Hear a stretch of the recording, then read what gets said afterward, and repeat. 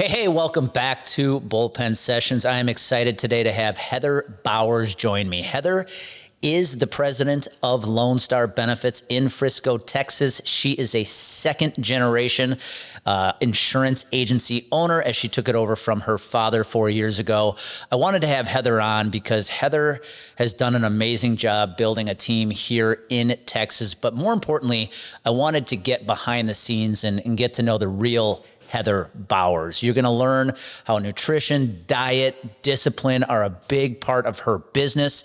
You'll even get to learn about how her son, Caleb, is on his way to play Division I football at the University of Tulsa. So as a woman in an industry that is not full of women, I wanted to have you hear from Heather and listen to her story, how she has built upon her father's success and continues to run a thriving agency in the health insurance industry. All right, let's dive in. Hey, welcome to the Bullpen Sessions podcast, a podcast for driven insurance professionals who are looking to reach their full potential in their insurance careers.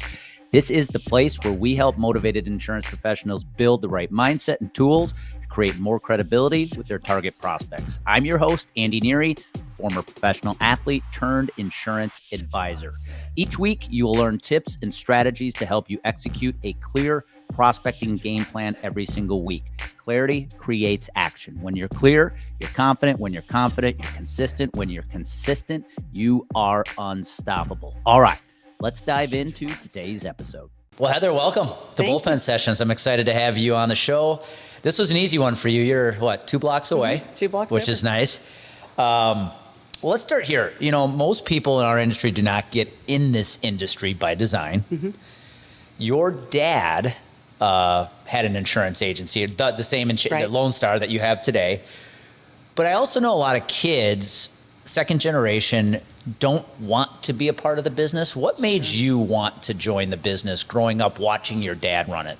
So I wouldn't say I wanted to join the business. I was working for a client at the time, and they're actually still a client of ours, but this was years ago, so I guess almost 24 years ago. And they went through some financial troubles, and they were going to have to reduce my salary, so I decided to quit. And I was just hanging out enjoying my summer because a lot of my friends were teachers, and so they were off for summer break. And I realized, okay, I'm very young, no kids. I need to be doing something. I'm not a teacher. And so my dad's like, hey, just come work for the agency. Like in the interim, I'll keep you busy, gives you something for your resume while you find something new. And 24 years later, I'm here. The rest is history. So yeah, I didn't choose to follow his steps, but once I got into it, I loved it, and super close relationship with my dad. So I loved working with him and helping. Remind me again, when did the transition take over? When did you become? I bought the agency almost 4 years ago. Okay. Yep. Okay. And is your dad still involved? He is. He still has a book. Okay. So he has clients that, I guess his longest term client's been with him for 37 years. And so they kind of had the mindset until they officially are done. He can't officially be done yet.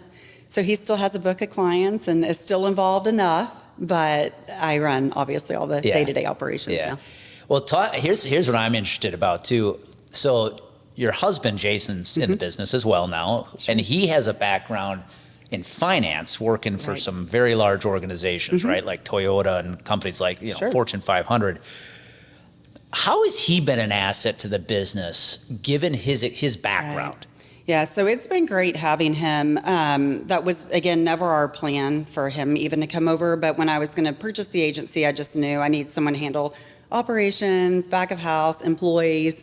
That's definitely not my area. And so he was with Toyota doing corporate finance. And so he came in, and it's been huge having him there just for a couple different things. One, his Excel brain is insane. Just the formulas he can write. So tons of time saving in our office just as far as processes, or if we need multiple worksheets to talk to each other, that he can do a lot more of the analysis for us.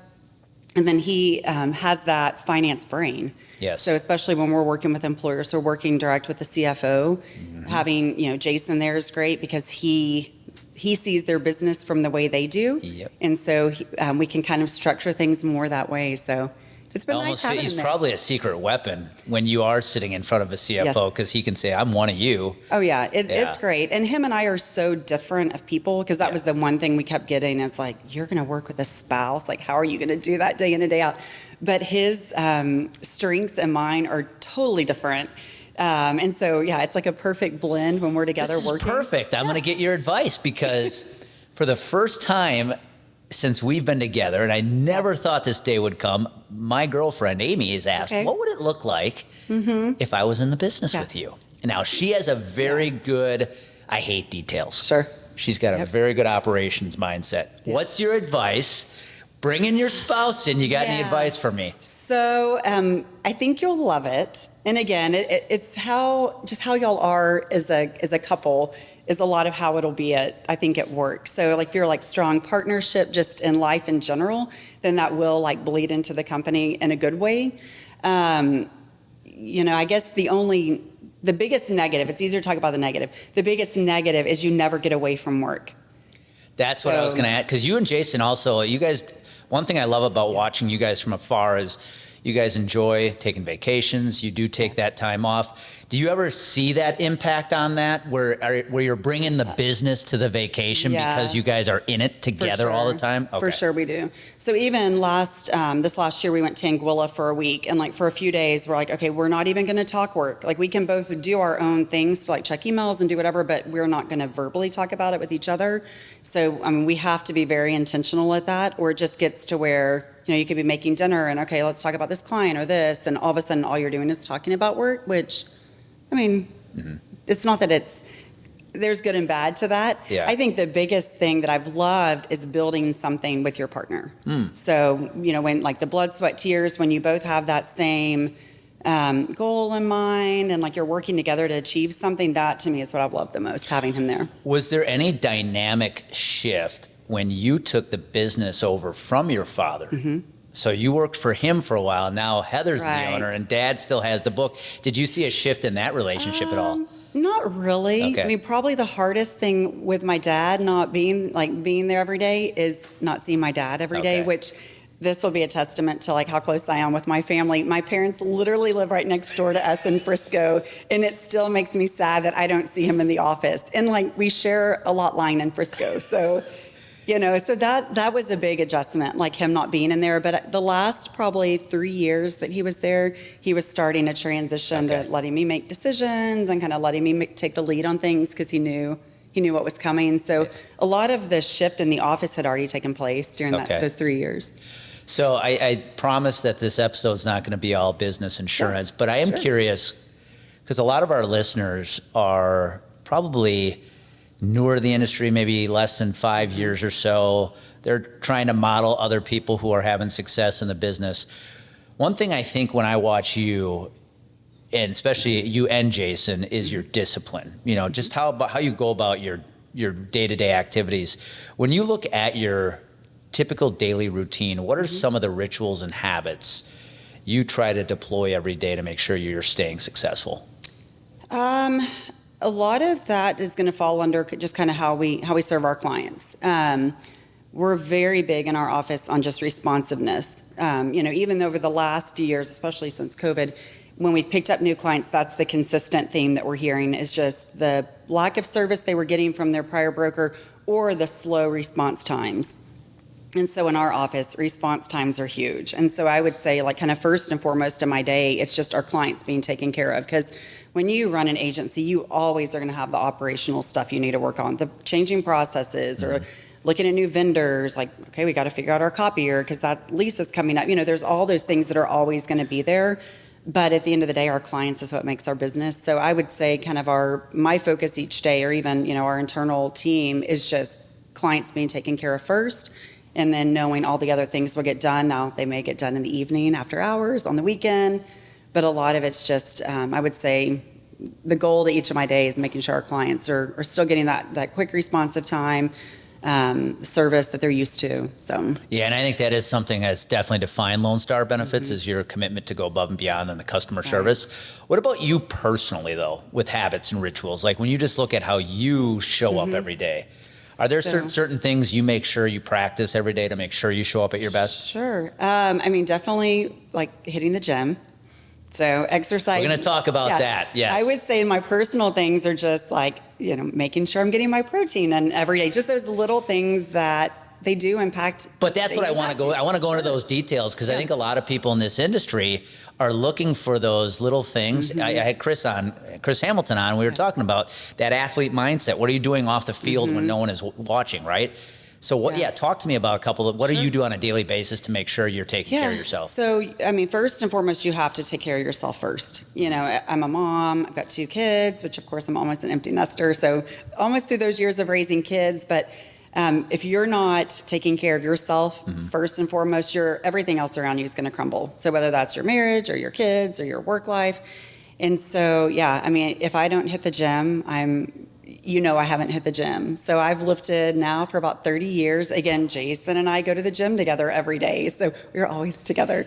But going to the gym or just like making sure I'm getting my kind of what I eat, like again, protein in check, just some of those little things that I do to make sure I'm running my best will make everything else run better as well. For sure with our kids, that's been probably my hardest balance is like the work-life balance, as I've been raising kids, knowing, okay, gotta like put the work down and now spend time with my kids. Because again, if my home life with my kids is a wreck, that's gonna obviously impact my, time at work and how I'm, my attitude at my office. So, I would just say, a lot of it's just that, again, that work. I'm curious because you brought up, I'm in the same situation. We don't work out together, but Amy and I are both into exercise, which I think does make it easier to be able to get that stuff in every day. Would you say the same for you as far as like exercise goes? It's something you've done for decades, but having a husband like Jason, who is also, if you're listening and you haven't seen Jason, he's a badass. Like, having a husband who's into that too, does that make it a lot easier to make sure you make health a priority? 100%. And again, I look at, I'm middle-aged, look around, so many people want to like start working out for the first time or start eating healthy. And that's the one thing they all say is my spouse doesn't though. Yeah. My spouse doesn't care to eat healthy. My spouse doesn't care to go to the gym. And so if you're not both, again, going towards that common goal, it's going to be hard for one person to keep going that way when their partner or their spouse isn't going that way. And so, I mean, I would say Jason is more my motivator than me. Like he won't miss a workout for anything. I mean, he's there 5 days a week. My kind of guy, He goes to jujitsu 1 to 2 nights a week. I mean, that's his world. And so there's nights where I'm like, I cannot go. And he's like, okay, well, I'll just go without you. And then I'm like, okay, never mind, I'm going with you. The guilt, I love it. Because it's really, I mean, like everybody says, like, you're never going to regret a workout. I would rather go and have just kind of a, somewhat crappy workout than not at all. And so, for sure, he keeps me going that way. I remember there was a time in my life, I've always been into exercise, but not even, I'm into it more now in my 40s than I was in my 20s. And I remember I would let people make me feel guilty that I want to do that. And people would make you feel selfish. Like, oh, you're going to go to the gym versus hanging out with your family. But I got to this point where I was like, well, wait. But if I go to the gym, I'm going to be a better version for you. Oh, yeah, for sure. And I think a lot of people allow themselves, especially like you said, if they have a spouse who isn't into it, maybe tries to make them feel guilty because they are.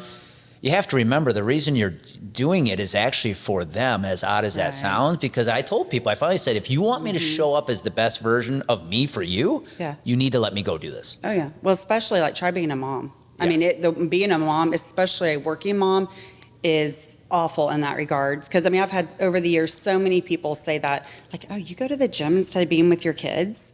And, like, they just say it kind of like, obviously very passive aggressive. Or, oh, it must be nice to have that much time to be able to go to the gym because, I'm whatever with my kids. But, like, I always tell people, if I've got my workout in and I'm happy, I'm a much better and much calmer mom than if I didn't. But for sure with women, I mean, that definitely is, especially with like your, clients that are newer, trying to figure out how do you juggle like running an agency and being a mom specifically. I mean, it's hard because most of the time, especially as women, you're always going to put yourself on the back burner. I was going to ask you that, being that you are a mom, you and Jason are both in the business, you have children who are, your daughter an athlete too? No, she's not an athlete. She raised pigs. She's at A&M. I did not know that. That is awesome. So we have the athlete and then the daughter that's Please getting tell her me you ag have pigs degree. at home. No, not here in Frisco. They were in the barn, but no, we've had 4 different pigs in our world all through her high school career. But you have a son who is a high-level football player, which we'll talk about here in a little bit. What advice would you give somebody who is having a hard time juggling that? Parent, agency owner, also a parent of a child who's in very competitive sports. How have you and Jason been how do you guys ensure that you can be where your feet are at all times?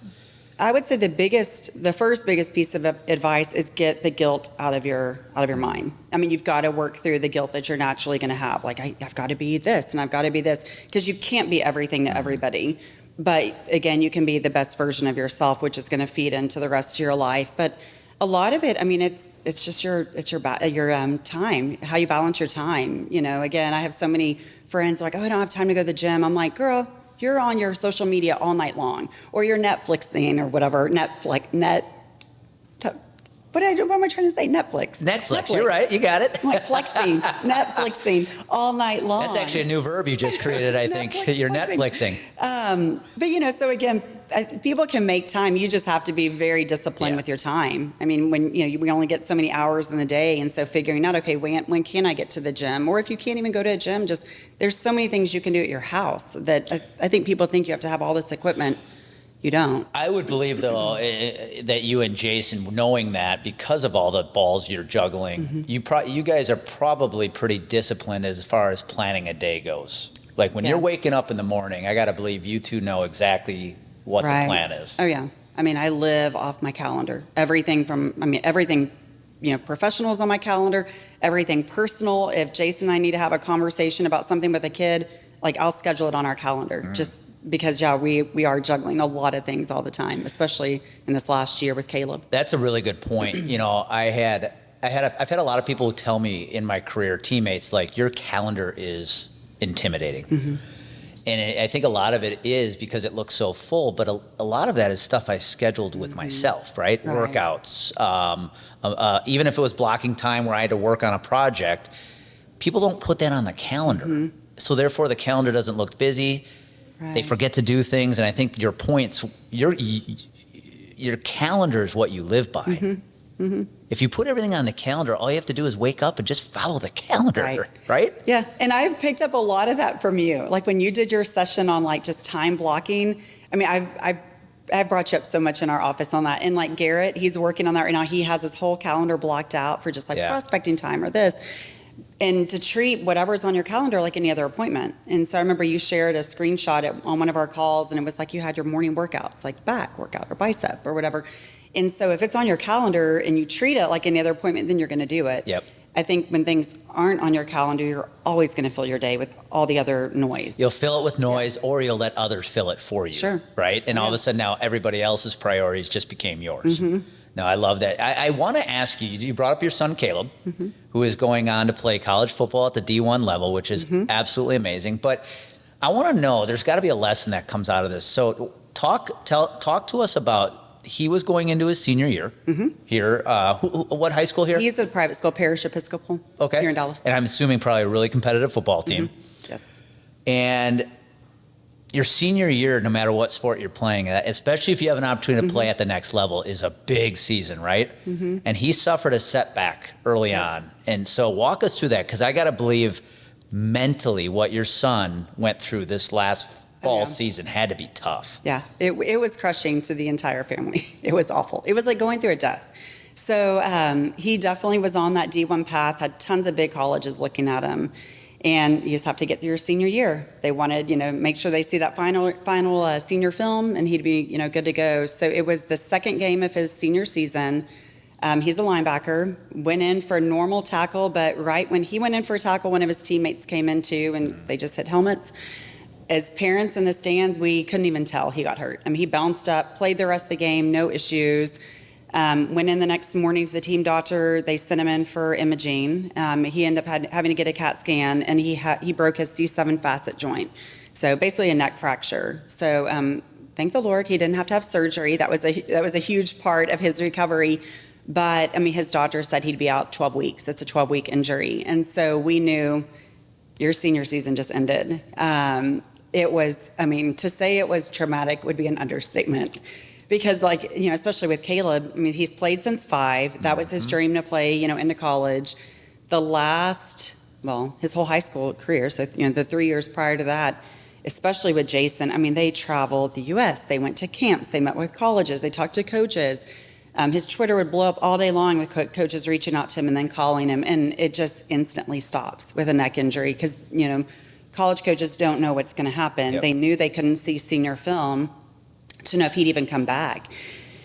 So, we were like, okay, as a family, we're going to do everything we can do. So we researched treatments and therapies, and he was doing red light therapy, and he was doing bone growth vitamins. I mean, anything at all that you could do, we were doing it to promote healing. He had to wear one of those big, neck things or whatever.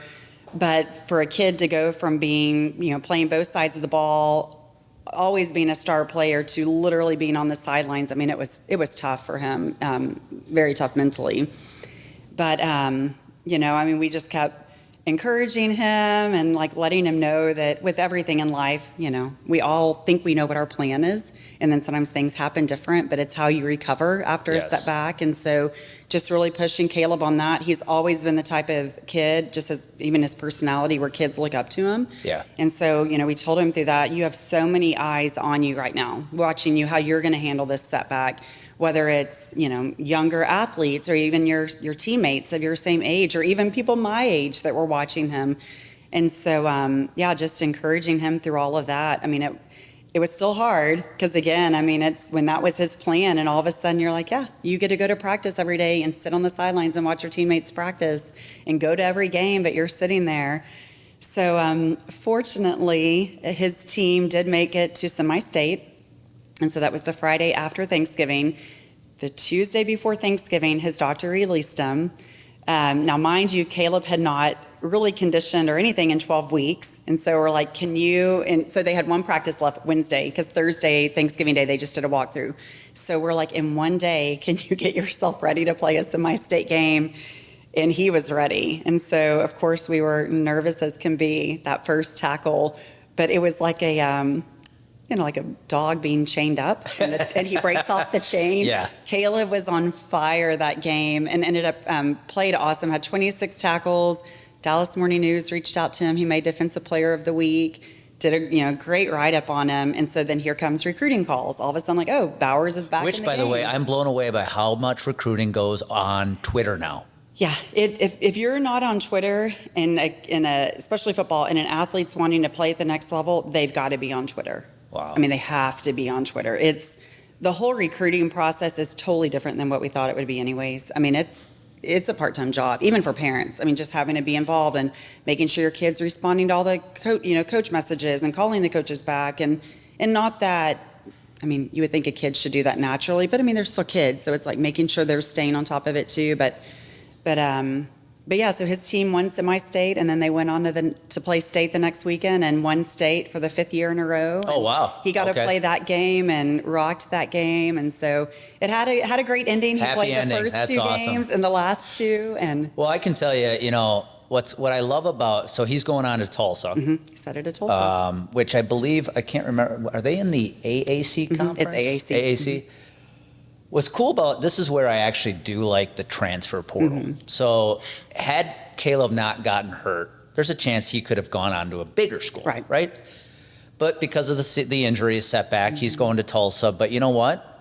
He could go on to have an amazing 4-year career at Tulsa. However, he could go on and have an amazing couple years and eventually transfer to a Baylor or a TCU, right? I mean, that's where I think the transfer portal is such a good tool for an athlete like that. I will tell you, I don't think I told you this. I actually, when I found out what his name was, I did start following him on Twitter. Oh, yeah. And one thing I was proud of him to observe him as a former athlete myself is with his tweets, how much he promoted his teammates. Yeah.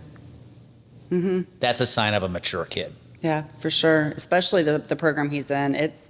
They're all in it together. Yeah. I mean, they have some awesome athletes that have come out of that program, and it's very much like the brotherhood of that teammate. So you guys are going to be parents of a college athlete next year, which will be awesome. We're excited. I'm not excited for him to be out of the house, though.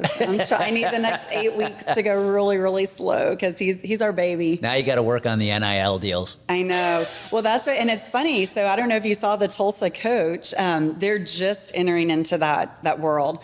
But he had a, it was ESPN, one of the big things, interviewed him, I don't know, maybe a couple months ago.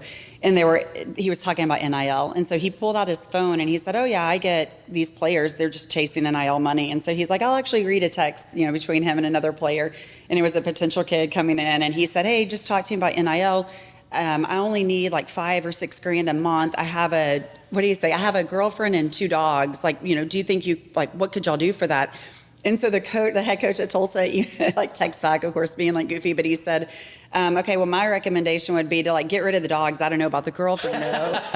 And then he said, with Tulsa, they are doing more academic stuff right now. So you get recognized financially through academics, but they're kind of entering that world. So it's an amazing world. It's a world unfamiliar to me. Yeah, especially with that transfer portal. I mean, it's kind of like with Caleb. I mean, I think that was part of it too, is when you have huge schools looking at him. Yeah. And then, he ends up at Tulsa. I think that was kind of hard. But then at the same time, I mean, look at all these freshmen moving into these big schools. They're not playing. Yeah. They're literally sitting on the sidelines. They're not getting any kind of play time. And then if they go into the portal, a lot of them are getting stuck because they don't have any film. So, with Caleb, he should be able to redshirt, get, about 4 games in and get film. And he may end up loving it and staying there. That's what I mean. He might have a great 4-year career there. Stay there and then move on. Yeah, absolutely. Absolutely. When I see a kid transfer down, they're at a school I'm a Wisconsin fan, so you'll see a kid that goes to Wisconsin and transfers after a couple of years, but they transfer to a smaller school. Right. That's another example where I think the portal's good, where the kid realizes, I'm not playing here. Right. I'm going to go somewhere where I can play. Yeah. I think that's a good use of it as well. Now, speaking of football, a lot of people don't know this. Your first cousin's Dan Campbell, head coach of the Lions. Yep. What was that like to watch him take the Lions to the NFC? I have to admit, I'm a Packer fan. Yeah. Okay. I was actually rooting for him because it was a cool story. Yeah, so it was fun. This past season was great. Of course, we were crushed that last game and just, all the could have, would have, should have, and, should he have done this or should he have done that? So that's kind of hard, to sit back as a family member and hear people take both sides. But it's awesome. What he's done in Detroit is amazing. They could not have hired a better coach. Oh, yeah. For Detroit. And that's him. Yeah. I mean, he played NFL for 10 years. Now he's coaching. Clearly, he's made tons of money. He still drives like a big old Ford F-350 or something. I wouldn't expect anything different. Yeah. Country Texas boy. Oh, for sure. Yeah. And he's so genuine. And, we've, some of our closest friends, they're all from Detroit. So all their family lives there. And they've all talked about just how the city it's transformed the city. And it's of course, I'm so proud of him because he's being who he is. And he loves the people of Detroit. He's not trying to be anything different. So many people are like, oh, he could go anywhere now to go coach. I'm like, but he loves it there and they love him and just what he's doing, to their, of course the Lions, just their program in general, but then to the city, just that transformation. I mean, you 100%. Couldn't ask for a better coach. Absolutely. For sure. So absolutely. No, I think it's one of the better NFL hires in a long time. Matching the coach with the coach's personality with the team. Right. Couldn't find a better fit. Oh, yeah, for sure. Hey, quick announcement. If you are an insurance professional looking to optimize the way you prospect and generate leads, and you find yourself intrigued by LinkedIn, but just don't know where to start, I want to talk to you about the Social Media Sales Academy. Listen, the idea of diving into social media and putting yourself out there can be daunting. And the fear of presenting your best self online is real. But let's face it, the traditional methods of prospecting are failing you, and it is time for a change. Who is the Social Media Sales Academy for? If you are a driven insurance professional looking to grow your revenue, but strapped for time, you're looking for a more efficient way to prospect, and you are just watching others have success on the platform, and you want to have the same success, I want to talk to you. Over 6 weeks, you are going to learn directly from me the ins and outs of LinkedIn using our proprietary playbook, the LinkedIn Diamond Playbook. By joining the Academy, you are going to learn how to create a prospect-friendly LinkedIn profile, how to find your ideal prospects and send connection requests that actually get accepted. You're going to learn how to post content that engages and attracts your ideal prospect. You'll learn how to show up on video with confidence. And you're going to learn how to send direct messages that turn connections into sales conversations. If this sounds like something you need to do, I want you to go to CompleteGameConsulting.com/academy. That is CompleteGameConsulting.com/academy. You'll jump on a call with us, see if it's a fit for you, and we'll get you enrolled. The next class starts on May 1st. I hope to talk to you soon. Bringing it back to you and your career, I'm curious, you've been in the industry how long now? Almost 24 years. 24 years. You got me by 2. Okay. When you look back, who are some of the mentors that you would say, have had a huge impact on your insurance career? I'd assume your father being one of them. Right. Is there anybody else who has had a big impact on your career? I don't know if I would have like one in particular, but I do like looking at, especially, women for sure, that have done it well, like Nancy Giacalone, perfect example. Someone that's been in the industry so long, she's obviously owns her agency. She's not with a huge agency. And just learning from her, just seeing some of the things she's done, she's not, not a name that every single person would know, but she definitely has a recognized name in the industry. So I would say her, but ultimately it would be my dad. Again, obviously times are so different now than when I was a kid growing up with him. They didn't have emails and, he came home at the end of the day, he was home. But I would just say watching him all those years, just again, work-life balance and just seeing that, you can have a very successful career in this industry, but still be very successful in other areas of your life, like your home life or just, you're with your marriage or with your kids. So that's awesome. What advice would you give? This is not an industry filled with a ton of females. Sure. What would you give another female agency owner? What advice would you give her?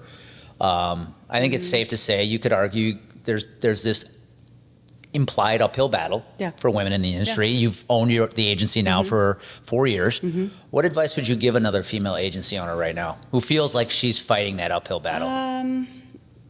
She's just got to stay running with the dogs. That's my thing. It's very easy, especially when you're around a lot of men in this industry, for them to, and I'm not saying they do it intentionally. I don't think most people have bad intentions in this industry, but to exclude women from a lot, and it becomes just like the good old boys club. So I think with women, it's like you've just got to keep pressing in. You've got to keep making your presence known, staying plugged in. The thing that's so funny in this industry is that women make most the financial decisions in a house, especially when it comes to healthcare. Where do we bring our kids, or where do I go for this care? And so it's always been funny to me how many men are in this industry, because I'm like, even in your own house, you're not making these decisions. It's always women. And so, a lot with women is just they've got to be confident at their seat at the table and know that, yes, you're in a very male-dominated industry. But again, most of the guys I've come across are not, they're not bad guys. Yeah, absolutely. Only one guy that I remember in all my years, I think maybe I've told you this story. I was at a conference quite a few years ago, and he sat next to me. He's like, who are you an account executive for? I'm like, just because I'm a female, I'm an account executive. And so, I told him, I said, I'm actually a benefits consultant as well. And then I just said, I'm actually your worst nightmare. And then I just kind of laughed and looked away. But other than him, and he was old. Running with the dogs. Yeah. You just got to run with the dogs. I like that. I remember what somebody referencing our industry as male, pale, and stale. It is, though. There's some truth to that. Yeah. Last week I was invited to the United Healthcare Broker Summit. They do it once a year, and they invited about 80 brokers from across the country. And even at that, I end up connecting with 3 other female brokers. And so we kind of hung all week. But when you would look across the room, I said, well, we're definitely in the insurance industry when you look in this room, because everyone kind of looks the same. Yeah, I when I go out and give my keynote talks, I'm talking about the need to grab attention, social media, all that stuff. And I look at the room and I see a 73-year-old advisor. I'm like, how is this message going to get across to him today? Yeah, it's so different. And again, with my dad, he's not physically in the office every day. And, it was funny, Jason and I were actually just talking about it this morning, how different the agency is now, even from 5 years ago. Just the pace we're at, and if compliance has become huge, and just where we're running at, and it's okay, we've totally just outrun my dad. Just where the industry's gone. It's 100%. changed so much. I was going to ask you that too. I got a couple more questions for you. Yeah. When you look back, I could say on your whole career, but I really want to know, since you took over the business 4 years ago, what are you most proud of as an agency owner? Building our team. That it's hard. It's hard to build a good team in a smaller agency, because one person can, capsize the whole agency. I mean, one person could be a cancer, one person could, drama could totally impact it. And so we've been very, very intentional at building a very good team. And I mean, love our entire team. Like I was walking out because it was to go to the broker summit, and I was saying it to Jason, like, I love you, but I was like, oh, I love y'all. It just came out, and they all start cracking up, and I'm like, no, okay, I really do love every single one of y'all. I was saying it to Jason, but I do love y'all. I mean, really, like, I love our team. Yeah. Of course, we're a family agency, so I always say, if you come work for us, you're going to become part of our your family. office is literally a house, so it does feel like a family, right? It is. But I would say that's probably what I'm most proud is just putting together and having such a great team. Yeah. And everyone has that same common goal. Of course, as the owner, you're always more vested. I mean, you want to see your agency be successful, but all of our employees are the same way. I mean, they get paid, but they're not financially invested the same way. But they have just as much passion for our clients and what we do as I do, and they're not even an owner of the agency. So. Yeah, I couldn't agree more. I think you brought up a good point too. I've seen too many agencies keep a cancer in the office because they have they sell a lot of revenue. Right. And instead of realizing that person's not a good fit, they kind of go put them in the corner. Yeah. You're like, we'll just let them work by themselves. And it has such a devastating impact on the culture of that agency. Yeah. You got to hire the right people. Yeah, we're trying to hire another account executive right now, and that's the thing. I'm like, they've got to fit just perfect in our culture because, I always say it might not sound right, but hire the people, not the position, meaning Sure. you don't need to find somebody who has the expert skill for that position. Find the right person and you can teach them. Oh, absolutely. The skill. Yeah. Absolutely. Last question, piece of advice. One more piece of advice. Most of our listeners are younger, again, newer to the industry, looking for mentorship. What advice, knowing what you know now about this industry, what advice would you give somebody who may be still at the early stages of their insurance career, looking for that guidance or looking for something to model? Yeah. What advice would you give him or her? Find worthwhile people and organizations to get involved in. And I mean, you're a perfect example, and I'm not just saying this because I'm on the podcast with you, but I mean, you're, every other week, the League of Their Own group has been huge. And again, I've been in the industry, probably one of the longer ones in the industry for all the women in that group. But just having those relationships, having, the Slack channel where there are questions, you can just throw them out there. So, I mean, mentors, yes, for sure, but just having the group of people to come around you that you can go through this industry with, you can bounce things off of, because it's a rapidly changing industry. I mean, just the products are changing so much, but then the compliance. I mean, every time I turn around, the feds are like, okay, got to do this now, you got to do this now. And if you're in a big agency, I mean, they've got all the resources, and they've got the legal team, and they've got that to guide them through that. But when you're in a smaller agency trying to break apart that and make sure you're guiding your clients the correct way, it can be hard, especially if you're newer in the industry. And so I would say, just surrounding yourself with the right people and the right organizations that you're going to learn from and that you can also give back to. I mean, it's huge. Yeah, I think one of the things I'm most proud about the League of Their Own is I'm about to put a satellite office in DFW, just with as many people as we've worked with in this market. But how many women are in this market that are in the group? And you guys don't compete with you. Like, you guys don't, you may actually compete sometimes, but you don't view it that way, right? We are in an industry where, for whatever reason, everybody views each other as a competitor, but you guys don't see it that way. No, and I mean, especially in Dallas, there's way more business to go around. There's enough to go around here. So, I mean, I think of the Dallas, benefit consultants and League of Their Own. I've never run into them ever. Yeah.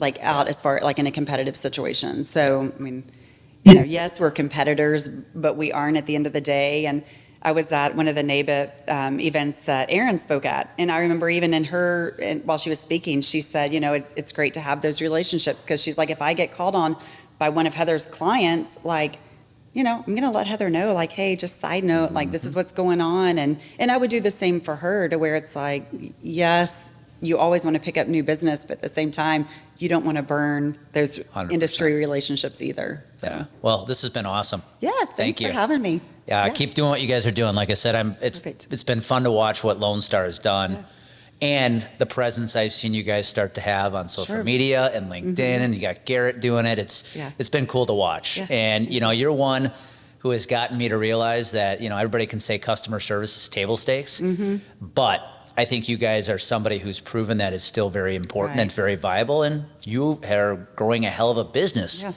because of your customer service model. We live and breathe by that, for sure. So thank you. Yeah, it's been an honor. That's all we got for today's episode of the Bullpen Sessions podcast. One thing that would really help us both and other new potential listeners is for you to rate this show and leave a comment in iTunes, Stitcher, or wherever you tune in to listen to the show. Also, make sure to link up with us at CompleteGameConsulting.com on social media.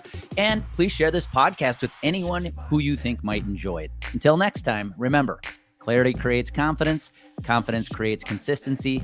Consistency makes you unstoppable.